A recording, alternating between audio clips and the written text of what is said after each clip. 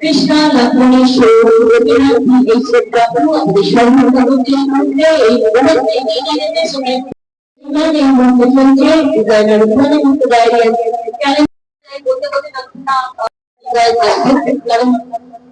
ইরানি Mamy এমন একজন যিনি স্কুলের সাথে দিতে পারেন, এগিয়ে নিয়ে যেতে পারেন এবং আমাদের আন্তর্জাতিক মানে নিয়ে যেতে পারেন।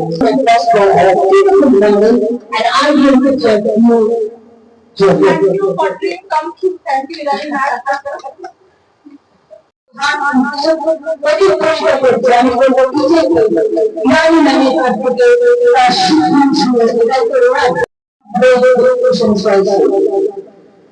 আর এই সকলকে গুড ইভিনিং। এই যে পথে জড়িয়ে থাকো ইরানি ম্যামের সাথে। সত্য কথা আমি আরো আরো ন্যাশনাল ইন্টারন্যাশনাল অবশ্যই ইরানের সঙ্গে থাকবো এবং কেরিয়ার বিভিন্ন দিকে যাও আমি বিশ্বাস করবো তোমরা শেষ কথা বল। Oh my God! What a dress also! Wow! না ভুলে কিছু জানি না। 2000 আগে সমস্ত সেলিব্রিটি মানুষটাই আমার কোভিডের পরে আমি যখন জানতে পারলাম যে আমার কিন্তু এরকম একটা পদ্ধতি শুরু হয়েছে আমি খুব কষ্টে করছিলাম, তাই জন্য আমি চেষ্টা করি বেরিয়ে গেলাম। আমার ব্যক্তি হিসেবে তখন যদি আমি ওখানে প্রোফাইল একটা করাতে পারি তখন থেকে এরা মডেলের কাজ শুরু করে দেয় এবং আজকে আমার পাশে যে কৃষ্ণা ওদের বোধ আমি এটা আমার আমি তো এটা আমার ডিজাইন করা মডেল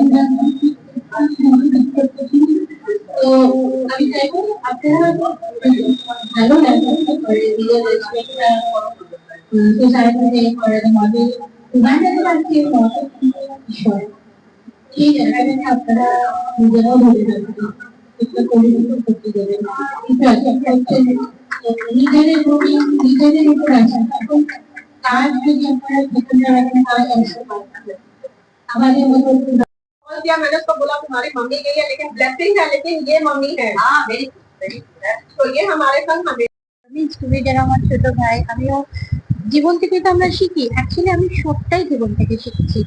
তো এই ইন্ডাস্ট্রির এইরকম অবস্থা, নিউ কামাররা এটা করতে চাইছে, তো ওদের যে সোসাইটিতে দাঁড় করিয়ে দেওয়া, যেটা আমাদের যতটুকুনি আমরা আছি না, আমরা পারি হয়তো কিছুটা, তোমরাও দেখবে তোমাদের যে এখন একটা এসছে ইন্টারভিউ নিয়ে নানা রকম বড় গুণীজনের মানুষের ইন্টারভিউ নেওয়া, তোমাদের মতো এতটুকুনি অধিকার আছে, সেইটুকুনি যদি একটু এদিক ওদিক দিয়ে আমার মনে হতে পারে। আমি যেরকম এর বললাম যে এখন মডেলে ক্লাবে কাজ পাচ্ছে, পেমেন্টেও কাজ পাবে, এও তাই। বাংলাদেশে গেছিল আমার সাথে শোচকাতর হয়ে, ও জয়পুর গেছিল, এরা কিন্তু এখন বলতে পারেন হ্যাঁ এরা অনেকটাই, আমিও কাউকে ঠকাতে চাই না, যাদেরকে আমরা রেফার করি যে এরা যাবে, রিসেন্টলি আমরা কলকাতা ফ্যাশন উইক করে এসেছি, ওরা শো স্টপার ছিল, তো ওরা গেস্ট হিসেবে গেছিল, কেউ কিছু বলতে পারেনি, নিউ কামার হলেও ওদের যে অ্যাচিভমেন্ট যেগুলো বাইরে গেছে সেখানে আমরা আমার ব্র্যান্ডকে ওরা প্রেজেন্ট করেছে, ও ওপেনার হয়ে গেছিল। তো এইগুলোই তো একটা ডিগ্রির মতো, তো এইভাবে কিন্তু আপাতত চলছে। কারণ এর আগে কিন্তু আমার এর সাথে পরিচয় ছিল না এরকম, সত্যি কথা বলছি। কারণ এটা আমার মনে হচ্ছে একজন আমার বন্ধু ডাইরেক্টর আমাকে বললো যে রানী প্লিজ একটা ক্যালেন্ডার করো। তো সেইটা করতে গিয়ে দেখো কত কি শিখলাম। করতে গিয়ে যখন গিফট দিচ্ছি ইন্দ্রাণী হালদারকে, আমার মনে চায় যে কি গিফট দিলে এরা খুশি হবে যেটা দোকানে পাওয়া যায় না। তখনই ওই ডায়েরি, পার্সোনাল ডায়েরি ওদের গিফট দিলাম, সবাইকেই দিয়েছিলাম। আর ইন্দ্রাণী বাড়িতে নিয়ে যাওয়ার পর আমাকে বলি রানী দিয়ে আমাকে আরো কতগুলো দাও। আমি সবাই বন্ধুদের দিচ্ছি। কি মানে এই যে মানুষের ভেতর থেকে আনন্দ, এগুলো কিন্তু হট করে দোকানের এই জিনিসগুলো যেগুলো চট করে অ্যাভেলেবেল, এগুলো মানে এটা তো একটা কাস্টমাইজ বা একটা ডিজাইনার প্রোডাক্ট হচ্ছে, তো ভীষণ টাইম দিতে হয় এর জন্য। তো এইটা পেয়ে যে মানুষ আনন্দ পাচ্ছে, ওই আনন্দটার জন্য প্লাস মিডিয়া তখন আমার বলেছিল দিদি আমাদের ডায়েরি নেই। আমি বললাম না ডায়েরি তো আমি মিডিয়া করিনি, ক্যালেন্ডার আমার এক বন্ধু বললো সেই হলো। তারপরে বললাম না তাহলে তো মিডিয়াও তো ভাই হচ্ছে, তো ওদের জন্য করি। তাই জন্য এখন কিন্তু সব মিডিয়ার কাছেও যাচ্ছে রানী মিত্র ডায়েরি। আর প্রত্যেকটি 12টা মাসের পাতা আমারই ব্র্যান্ডের বিভিন্ন প্রোডাক্ট যে ডিজাইন করা হচ্ছে, সেলিব্রিটি থাকছে না। আর এরা তো আপনার নেক্সট লেভেলে, কারণ এরা তো গেস্ট হতে শুরু করে দেবে বিভিন্ন জায়গায়। কিছুদিন পর আমরা ওদের সেলিব্রিটি ওইভাবেই ক্রিয়েট করবো। এরাও তো মডেল হিসেবে ক্যারিয়ার ওইভাবে এগোচ্ছে না, কোলাপ পাচ্ছে, পেট পাচ্ছে। তো তো সেটা তো আমরা ওইভাবে, মডেল আছে হ্যাঁ আমি হয়তো কিছু বলতে পারবো। যেরকম ধরো এখানে আছে ঝুলন, ও ফার্স্ট টাইম করেছে, ওকে একদম রেফার করেছে এবার। হ্যাঁ আর ও তো নেই ক্যালেন্ডারে নেই, কিন্তু ওখানে গেস্ট হয়েছে।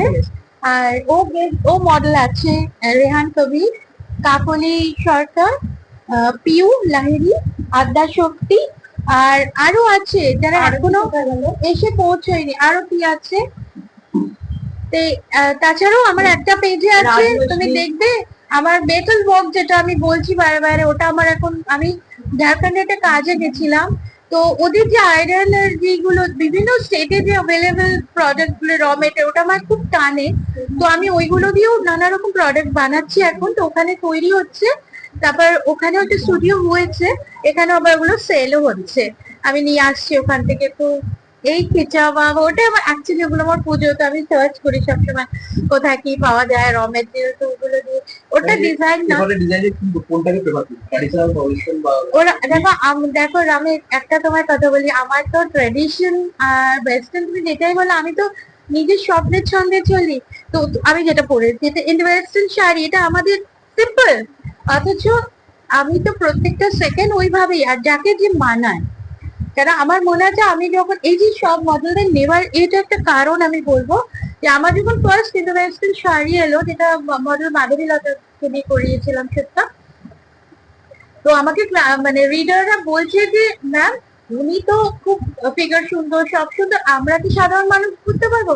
তখন থেকে আমার মনে হলো না, তাহলে আমার সাধারণ মানুষকেও তো নানা রকম ফিগার, নানা রকম তো আমাকে দেখাতে হবে যে প্রজেক্টটা তুমিও ক্যারি করতে পারো। তো এটা একটা লড়াই, কারণ আমার ডিজাইনটা, আমার স্কেচটা কিন্তু পৃথিবীতে প্রথম ছিল বা এখনো যেগুলো হয়, তো সেটা তো আসার জন্য আমাকে এই লড়াইগুলো করতে হয়। এরা আমার সঙ্গী বলতে পারো। তো আমাকে মানুষই শেখায়, মানুষই ভাঙি, আমি তার থেকেই প্রত্যেক দিনের জীবনের ছন্দ আর গতিটা ভাবাই। তো আমার শাড়ি, যেটা আমার এক্ষুনি তোমার প্রশ্নে মনে পড়লো, এনাকে যখন দেখলাম ওনার ফিগারে, আমি আমার এই ওয়েস্টার্ন দিইনি, পুরুষের কাজের একটা শাড়ি দিয়েছিলাম, তাতে উনি খুব সুন্দর লেগেছিল। ওনাকে আমি একটা আমার ওয়েস্টার্ন শাড়ি দিয়েছিলাম, ওনাকেও তাই দিয়েছিলাম। তো এও পাঞ্জাবি ওরম পরেছিল, ওনাও ওয়েস্টার্ন শাড়ি। আমার অ্যাকচুয়ালি আমার শাড়ি তো ওরকম থাকে না, 6 মিটার থাকে না। প্রত্যেকটা শাড়ি, প্রত্যেকটা ভাঁজকেও আমরা কাটিং বা ডিজাইনিং তৈরি হয় একটা। আমি বলি শাড়ির ইঞ্জিনিয়ার যেটাকে বলি, আমি সবসময় এটাকে বলি শাড়ির ইঞ্জিনিয়ার, যে একটা থান কিনে আঁকা দিয়ে কাপড় আমাদের তৈরি হয় না। তো আমাদের এটা ভীষণ ভাবে প্রত্যেকটা সেকেন্ড বা প্রত্যেকটা ইঞ্চিতে নারিশ করা হয় একটা ডিজাইনকে। তো সেটা আমার খুব আনন্দের। আমি তুমি আমার প্রশ্ন করলে ছোট ভাই, খুব আনন্দ।